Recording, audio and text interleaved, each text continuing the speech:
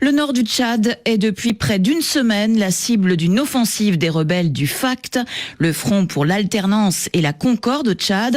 Le FACT qui affirme s'être emparé de plusieurs garnisons. Le gouvernement, lui, affirme que la situation est sous contrôle, mais l'armée continue de bombarder les positions rebelles. Bruce, bonjour. Bonjour Madame Leroux, Chantal Leroux. Vous nous appelez de Brazzaville. En ligne avec nous, Antoine Glaser, bonjour. Bonjour. Vous êtes spécialiste de l'Afrique. Vous venez de publier avec Pascal Hérault le piège africain de Macron du continent à l'Hexagone aux éditions Fayard. Bruce, on vous écoute. Oui, merci. L'armée tchadienne a confirmé avoir procédé à des frappes aériennes visant des rebelles à Souaké. Ma question est la suivante. Qui sont ces groupes rebelles et sont-ils affiliés à des groupes terroristes? Antoine Glaser, donc, qui est le FACT, ce front pour l'alternance et la concorde au Tchad? C'est un groupe rebelle, ce sont bien des Tchadiens. Ils ne sont pas affiliés, ils ont à un moment donné travaillé, opéré avec des groupes armés libyens. Mais en fait, ce ne sont pas du tout des terroristes, ce sont bien des Tchadiens. Et est-ce qu'ils sont affiliés à des groupes terroristes, demandait Bruce?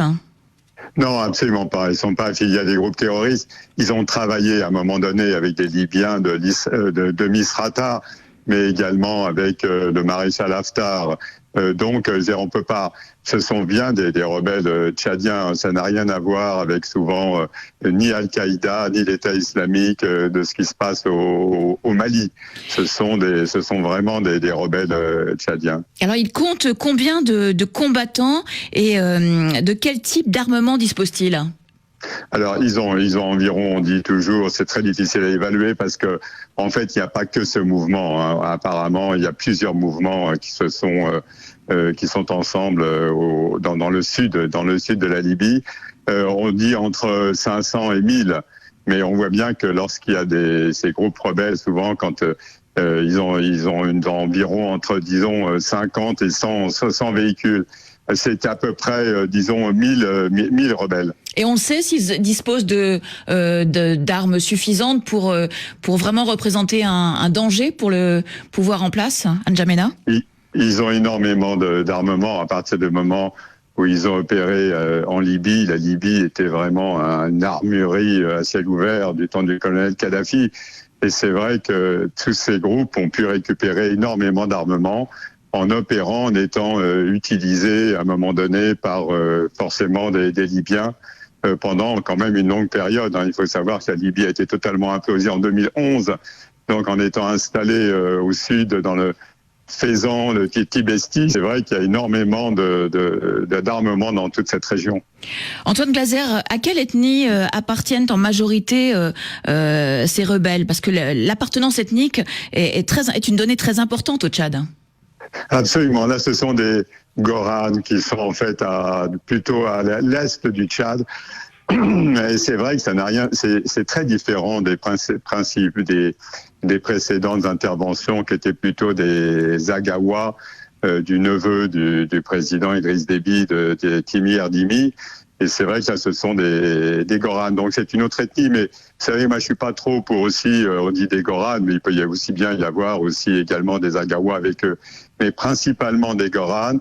Et c'est vrai que ce qui inquiétait beaucoup le président Idriss Déby, c'était quand il y avait eu en janvier 2019 la précédente intervention de rébellion, c'était quand même dans sa propre ethnie, les Agawa. Voilà, et à ce moment-là, justement, en 2019, la France avait volé au secours d'Idriss Déby, et ce n'est pas la première fois que des rebelles menaçaient le pouvoir du président tchadien réélu dimanche alors qu'il tient les rênes du pays depuis 30 ans.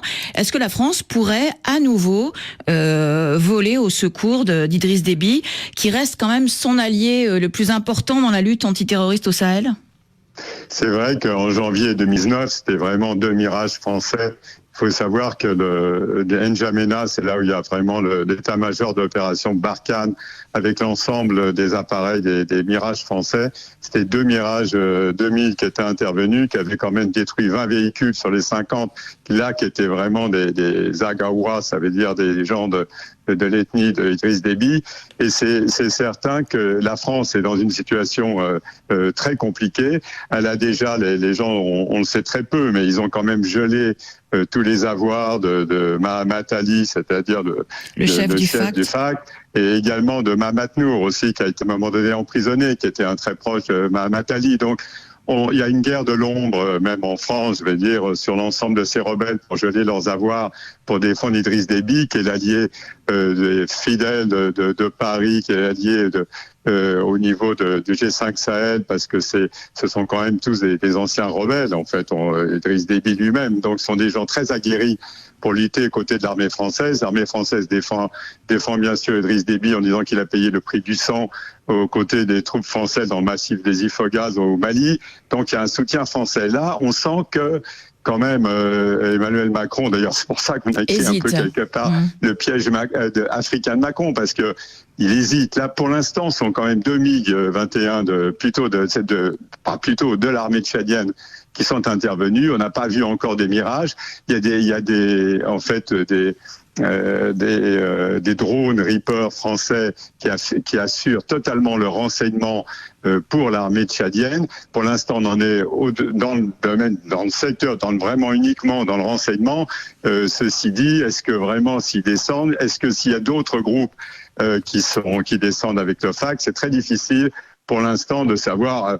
Je suis pas dans le secret des dieux, mais je pense que ça doit être très difficile pour Emmanuel Macron d'intervenir à nouveau.